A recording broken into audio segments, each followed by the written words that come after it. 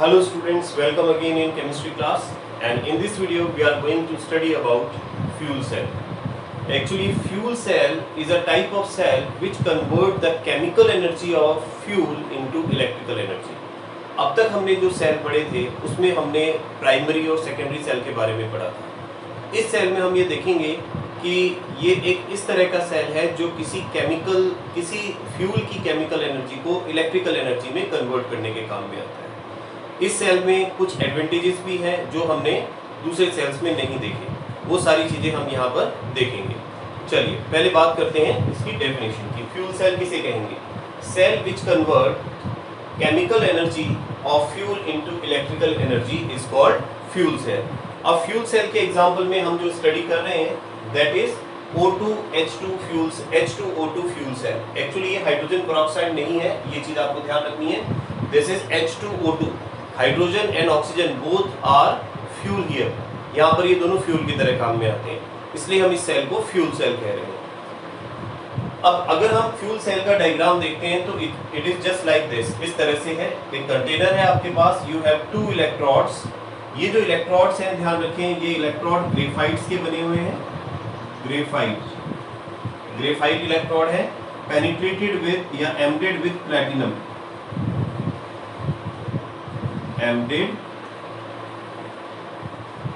Embedded with platinum, इसके अंदर बीच बीच में यहाँ पर प्लैटिनम है। एक्चुअली प्लैटिनम यहाँ इसमें होने वाली रिएक्शन में कैटलिस्ट का काम करता है। तो ध्यान रखें, ग्रेफाइट या कार्बन के इलेक्ट्रोड्स बने हुए हैं जिनके अंदर एम्बेडेड या पेनिट्रेटेड है प्लैटिनम। इसके अलावा आप देख सकते हैं कि इन दोनों इलेक्ट्रोड्स के बीच में वी हैव कंसंट्रेटेड KOH या इलेक्ट्रोलाइट की तरह काम में आ रहा है। और लेफ्ट एंड राइट साइड में आपके पास में यहाँ हाइड्रोजन गैस अंदर भेजी जा रही है, यहाँ से ऑक्सीजन गैस। ये दोनों जो है ये आपके पास फ्यूल की तरह काम करेंगे। यहाँ हमने दो इलेक्ट्रोड्स हैं, कनेक्टिंग वायर लगा दिए हैं। अब इसमें होने वाली रिएक्शन की बात करते हैं।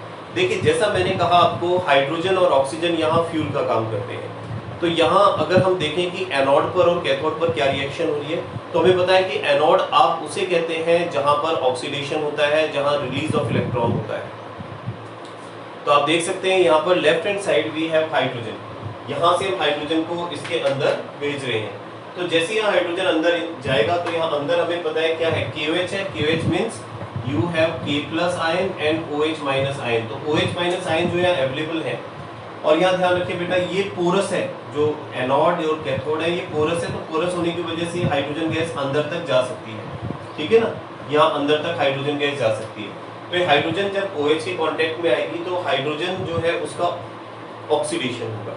ध्यान रखिए, हाइड्रोजन का ऑक्सीडेशन होगा। और अगर हाइड्रोजन का ऑक्सीडेशन होता है, आप इसको समझ सकते हैं, जैसे सपोज वी हैव 2H2, तो अगर इसका ऑक्सीडेशन होता है it will change into 4H+ ion releasing 4 electrons. तो ये 4H+ आयन में कन्वर्ट हो जाएगा। ये 4H+ आयन 4OH- आयन से कंबाइन होकर के 4H2O की फॉर्मेशन करेंगे। और 4 इलेक्ट्रॉन जो इसने रिलीज किए हैं वो हमें यहाँ पर दिख रहे हैं। आई थिंक समझ में आ गया। तो यहाँ पर इस रिएक्शन में क्या हो रहा है, ऑक्सीडेशन हो रहा है। ध्यान रखें, oxidation is taking place here. So as it is undergoing oxidation, that's why the electrode is called anode. इसलिए हम इस इलेक्ट्रोड को क्या कह रहे हैं, एनोड कह रहे हैं। ऑन द अदर हैंड अगर हम लेफ्ट राइट हैंड साइड को देखें तो यहाँ से हम ऑक्सीजन को अंदर भेज रहे हैं, ठीक है। तो ऑक्सीजन यहाँ पर, और साथ में इस रिएक्शन में जो बने हुए वाटर के मॉलिक्यूल्स हैं, इनमें से 2 वाटर मॉलिक्यूल यहाँ यूटिलाइज होंगे और 4 इलेक्ट्रॉन इसने गेन किया है। अब होगा क्या यहाँ पर कि इन सबको अगर मैं कंबाइन करता हूँ तो आप देखिए क्या बनता है हमारे पास। You have 4 hydrogen, okay, and you have how many oxygens, you have 4 oxygens और 4 इलेक्ट्रॉन। तो नेगेटिव चार्ज भी लगा दें तो 4OH- हो गया आपके पास। तो इसलिए मैंने यहाँ पर 4OH- लिख दिया है, ठीक है। तो इस पूरे प्रोसेस में आप देख सकते हैं क्या हो रहा है, यहाँ इलेक्ट्रॉन को गेन किया जा रहा है। अब क्योंकि इलेक्ट्रॉन को गेन किया जा रहा है इसलिए कौन सा प्रोसेस है, रिडक्शन। ये रिडक्शन प्रोसेस है। तो यहाँ पर फर्स्ट रिएक्शन में ऑक्सीडेशन हो रहा है, सेकंड रिएक्शन में रिडक्शन हो रहा है, दैट मींस रेडॉक्स रिएक्शन हो रही है। अब अगर मैं इसकी ओवरऑल रिएक्शन लिखता हूँ, या जिसको हम सेल रिएक्शन कहते हैं, सेल रिएक्शन लिखते हैं, तो पहले आपको क्या करना पड़ेगा, इनमें जो कैंसिल हो रहे हैं उन्हें कैंसिल कर देते हैं। 4 इलेक्ट्रॉन से आपने 4 इलेक्ट्रॉन को कैंसिल कर दिया है। 2 वाटर मॉलिक्यूल से आपने 4 वाटर मॉलिक्यूल को कैंसिल किया तो यहाँ 2 वाटर मॉलिक्यूल्स बच गए। अब जो बच गया है रेस्ट ऑफ द थिंग्स, ये भी 4 से 4 कैंसिल हो गया OH, उसे आप नोट डाउन कर लें। तो देखिए 2H2 O2, ये तो आपके पास लेफ्ट हैंड साइड में, राइट हैंड साइड में you have only 2 water molecules, वो मैंने यहाँ लिख दिए हैं। तो इस पूरी रिएक्शन में आप देख रहे हैं कि 2 वाटर के मॉलिक्यूल ऑक्सीजन के साथ कंबाइन होकर के वाटर की 2 हाइड्रोजन मॉलिक्यूल्स ऑक्सीजन के साथ कंबाइन होकर के वाटर की फॉर्मेशन कर रहे हैं। तो इस रिएक्शन में वाटर की फॉर्मेशन हो रही है एज अ बाय प्रोडक्ट और पूरे प्रोसेस में इलेक्ट्रिक करंट प्रोड्यूस हो रहा है। ठीक है, तो समझना इस चीज को कि यहाँ पर एनोड जो है इसमें इलेक्ट्रॉन रिलीज हुए, यहाँ इलेक्ट्रॉन रिलीज हुए और इसने इलेक्ट्रॉन को गेन किया। ठीक है ना, कैथोड ने इलेक्ट्रॉन को गेन किया। इस पूरे प्रोसेस में इन वायर से जो हम कनेक्ट कर देंगे कोई भी डिवाइस तो उससे इलेक्ट्रिक करंट मिल जाएगा, क्योंकि जो इलेक्ट्रॉन का फ्लो है वो एनोड से कैथोड की तरफ होगा और करंट उसके अपोजिट डायरेक्शन के अंदर होगा। ठीक है, तो ये तो बात हुई इसकी, और ये रेडॉक्स रिएक्शन के थ्रू हो रहा है। दूसरी बात हम जो कह रहे हैं वो ये है कि इस रिएक्शन के अंदर जो बनने वाला बाय प्रोडक्ट है, ठीक है, बनने वाला बाय प्रोडक्ट है ये नॉन पॉल्यूटेंट है। ठीक है, जो पॉल्यूशन फ्री है, पॉल्यूशन नहीं करता है, ये भी चीज़ ध्यान रखें। एक और चीज़, इस रिएक्शन के थ्रू इसमें जो करंट प्रोड्यूस होता है वो लगभग 1.299 वोल्ट या 1.30 वोल्ट अप्रॉक्स जो है वो करंट प्रोड्यूस करता है। तो ये चीज़ ध्यान रखें, कांस्टेंट करंट प्रोड्यूस होता है। अब हम बात करते हैं इसके एडवांटेजेस की कि सेल की क्या क्या एडवांटेज है। पहला, cell is pollution free as by product is water, क्योंकि इस रिएक्शन में जैसा मैंने बताया कि बाय प्रोडक्ट वाटर है तो वाटर पॉल्यूशन नहीं करता है। So that's why the reaction, that's why the cell is pollution free. ठीक है, सेकंड है it never become dead as supply continuously supplying continuously H2 and O2 as fuel, electric current can be obtained।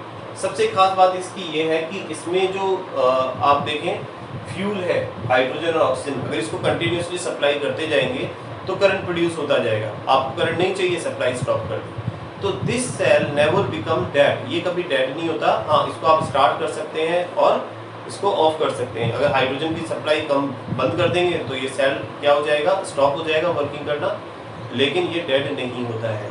ठीक है, ये इसका एक फायदा है। दूसरा, it's fuel efficiency is highest. अब तक हमने जितने भी सेल पढ़े हैं, चाहे वो सेकेंडरी सेल हो, प्राइमरी सेल हो, dry cell, mercury cell, nickel cadmium cell हो या लेड स्टोरेज सेल हो, उन सब सेल से ज़्यादा इसकी फ्यूल एफिशिएंसी है। यानी जितना इसमें आप फ्यूल दे रहे हैं उसका 70% ये इलेक्ट्रिक करंट में कन्वर्ट कर देता है, या उसका 70% ये एनर्जी में कन्वर्ट कर देता है। ओके, एक और खास बात कि ये जो फ्यूल सेल है, सबसे पहले इसका यूज जो था वो ध्यान रखें बेटा किसमें किया गया था, इंपॉर्टेंट पॉइंट है, Apollo space program. Apollo space program जो था वहाँ पर एयरक्राफ्ट जो था उनका एस्ट्रोनॉट जो थे वो इस फ्यूल सेल को लेके गए थे। इसका भी रीज़न था क्योंकि एक्चुअली अगर हम ऐसा फ्यूल सेल लेकर के जाएं जिसके अंदर बनने वाला बाय प्रोडक्ट यूजफुल नहीं हो, ठीक है ना, तो उसको आपको अननेसेसरीली कैरी करना पड़ता है। अब यहाँ पर क्या है कि जो इसमें बाय प्रोडक्ट बन रहा है वो भी यूजफुल है, यानी वहाँ पर जो बाय प्रोडक्ट बनेगा उसको यूज़ किया जा सकता है। Water as a by product बनता है, उसको काम में लिया जा सकता है, तो ये वेस्टेज कम होता है और फ्यूल एफिशिएंसी भी इसकी बहुत ज़्यादा है। ठीक है, इसी वजह से इसको स्पेस में इस अपोलो स्पेस प्रोग्राम के अंदर लेके जाया गया। ठीक है, so this is all about the fuel cell. I think इस समझ में आ गया होगा। तो नेक्स्ट हम देखेंगे अब कोरोजन।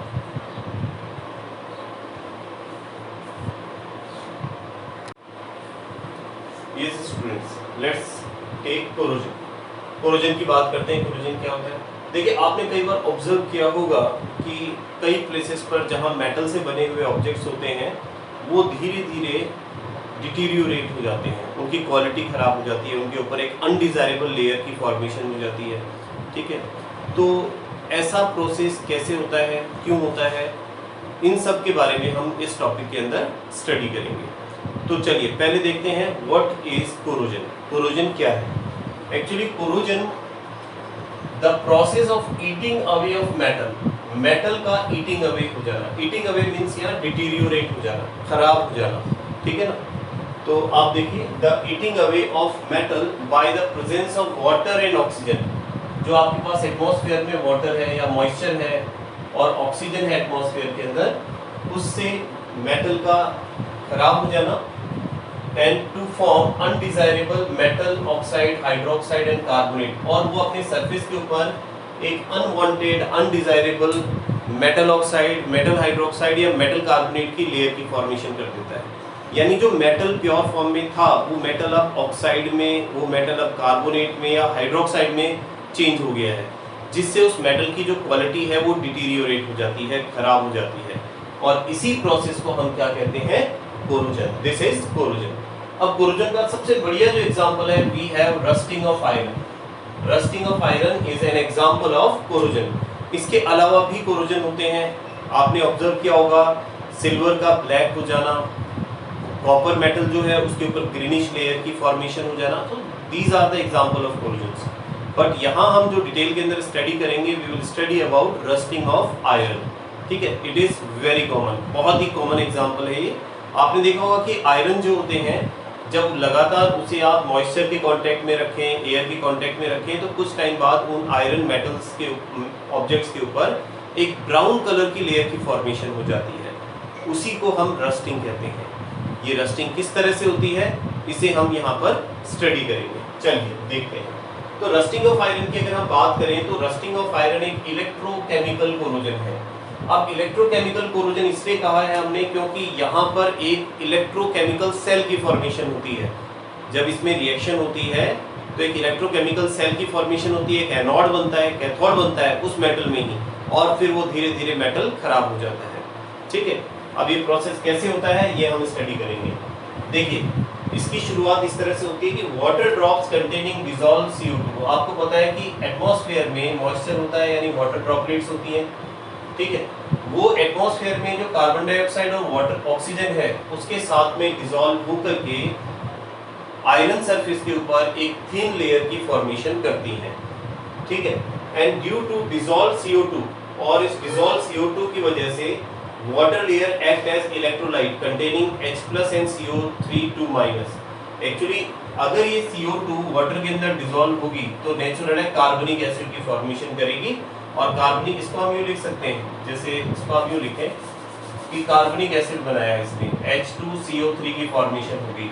बट अगर ये एक्वस फॉर्म में है कार्बनिक एसिड, ठीक है ना, अगर ये एक्वस फॉर्म में है कार्बनिक एसिड, तो उस केस में क्या करेगा, इन एक्वस फॉर्म ये 2H+ आयन और CO3 2- में कन्वर्ट हो जाएगा। तो इस तरह से यहाँ पर ये इलेक्ट्रोलाइट का वर्क कर रहा है। ठीक है, जो हमारे पास कार्बनिक एसिड है ये आयंस में डिसोसिएट हो गया है, that means it is acting like an electrolyte.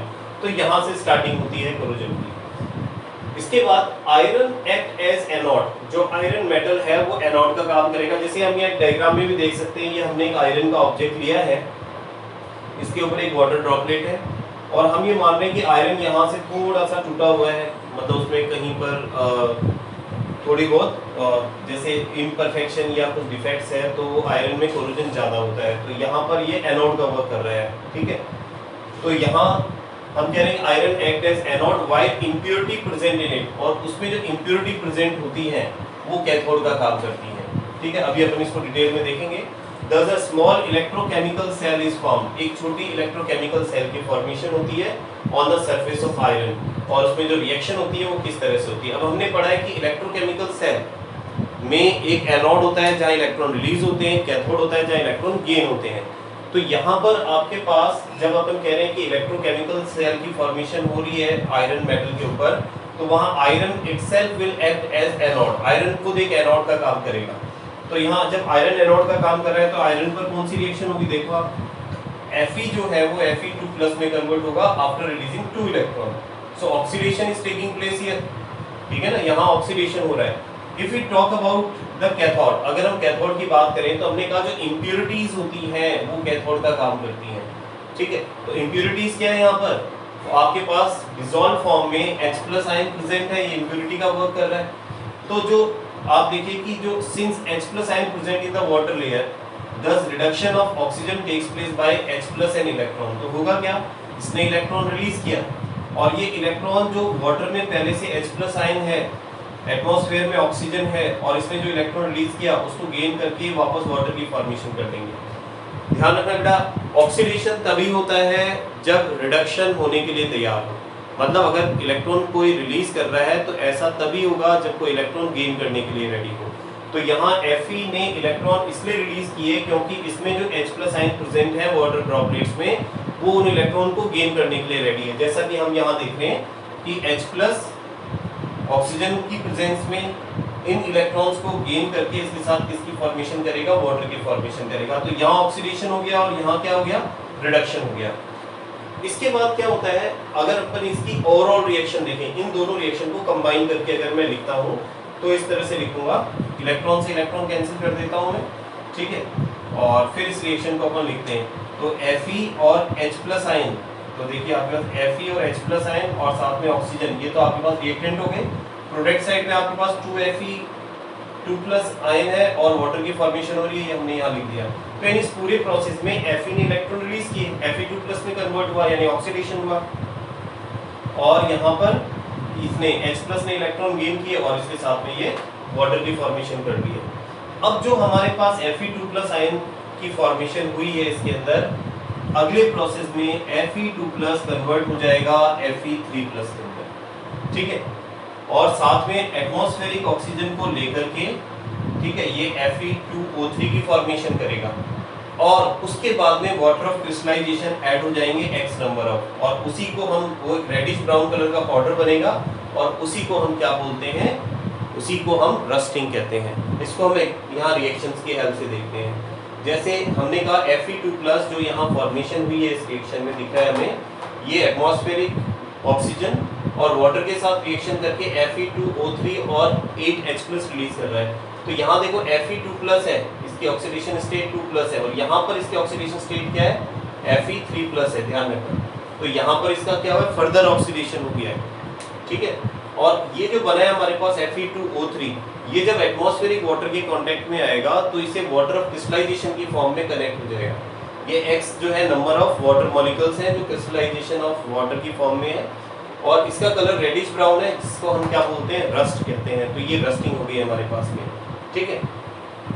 अब इसके बाद में अगर हम बात करें इस डायग्राम की, तो डायग्राम में आप देख सकते हैं, जैसा मैंने कहा कि आयरन जो है Fe एनोड का काम कर रहा है, ठीक है। तो Fe में एनोड में ये रिएक्शन हो रही है जिससे Fe2+ की फॉर्मेशन हुई है यहाँ पर, और साथ ही साथ यहाँ जैसे अपन ने कहा जो सॉल्यूशन है आपके पास, इसके अंदर आपके पास ऑक्सीजन H+ और 4 इलेक्ट्रॉन गेन करके वाटर की फॉर्मेशन हुई थी, और जैसे ही वाटर की फॉर्मेशन होती है तो ये Fe2+ और इस रिएक्शन में बनने वाला वाटर, ठीक है, और एटमॉस्फेरिक ऑक्सीजन, ये तीनों मिलकर क्या बना लेते हैं, Fe2O3, और Fe2O3 यहाँ पर आकर के और वाटर ऑफ क्रिस्टलाइजेशन के साथ जुड़ करके और क्या बना लेता है, रस्टिंग की फॉर्मेशन कर लेता है, ठीक है। तो यहाँ रस्टिंग की फॉर्मेशन हो गई है हमारे पास में। तो जितना यहाँ रस्ट बनता जाएगा इतना आयरन यहाँ से हटता जाएगा, टूटता जाएगा, तो आयरन का ईटिंग अवे ऑफ आयरन हो गया यहाँ पर, ठीक है। तो ये बात हो गई रस्टिंग की। अब इसके बाद में अगर हम इसको रफ कर दें,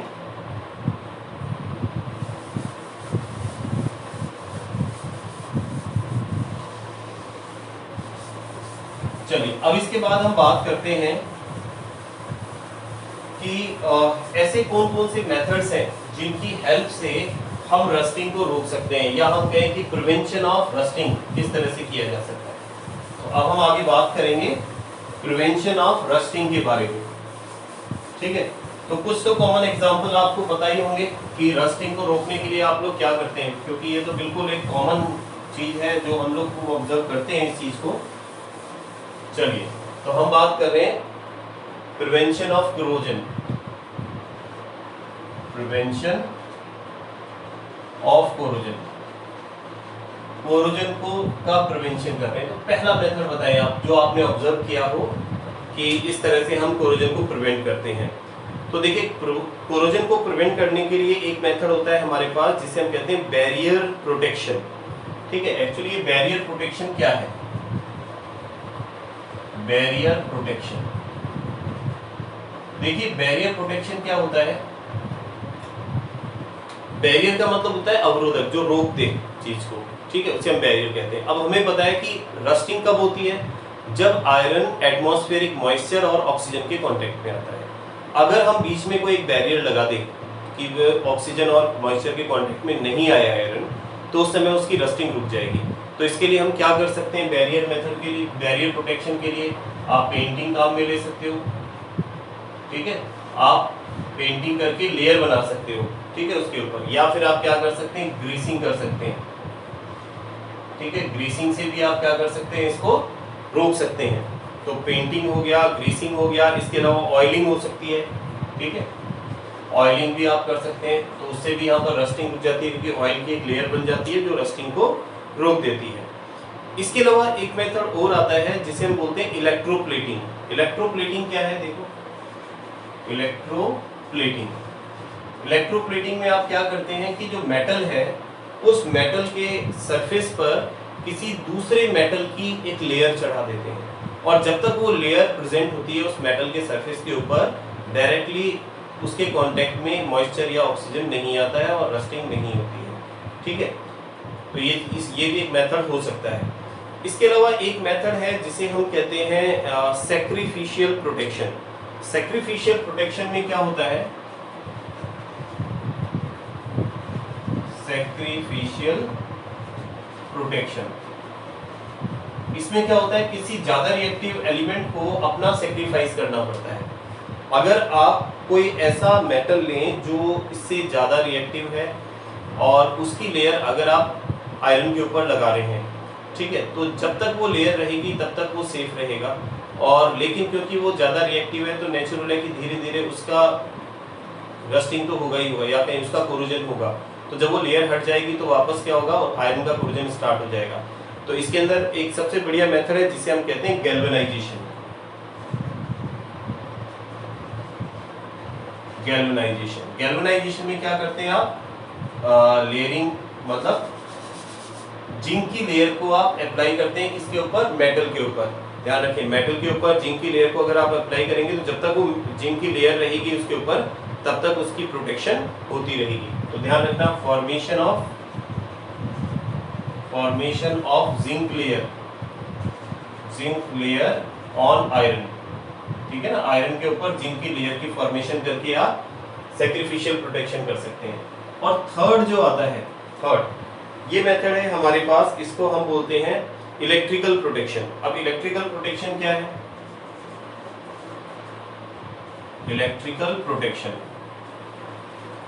देखिए जैसा नाम से ही पता चल रहा है इलेक्ट्रिकल प्रोटेक्शन, यहाँ पर आपको एक इलेक्ट्रिकल सेल बनाना पड़ेगा, और उस इलेक्ट्रिकल सेल के अंदर आप आयरन को किसी ऐसे मेटल से कनेक्ट करेंगे कि जहां पर जो आयरन है उसका ऑक्सीडेशन नहीं हो, आयरन से पहले उस दूसरे एलिमेंट का ऑक्सीडेशन हो जाए।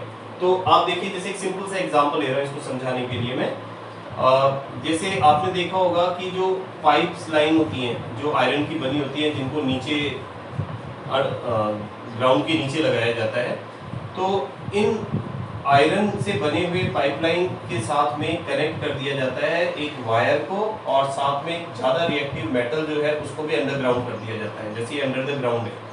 तो हमें पता है अगर आयरन की रस्टिंग होगी तो यहाँ पर जो होने वाली रिएक्शन है वो इस तरह से होगी, Fe2+ रिलीजिंग 2 इलेक्ट्रॉन, यहाँ से रस्टिंग स्टार्ट होती है, ठीक है। लेकिन अगर इस प्रोसेस को हम रोक सकें तो रस्टिंग नहीं होगी। अब हमें पता है कि आयरन के कंपैरिजन में, जैसे हमने आयरन की पाइपलाइन बनाई है, ये मैग्नीशियम का एक ब्लॉक लगा रखा है हमने और एक वायर से कनेक्ट किया हुआ है। अब मैग्नीशियम जो है, ध्यान रखना, इसकी इलेक्ट्रॉन रिलीज करने की टेंडेंसी आयरन से ज्यादा है, क्योंकि मैग्नीशियम का ऑक्सीडेशन पोटेंशियल हाई होता है।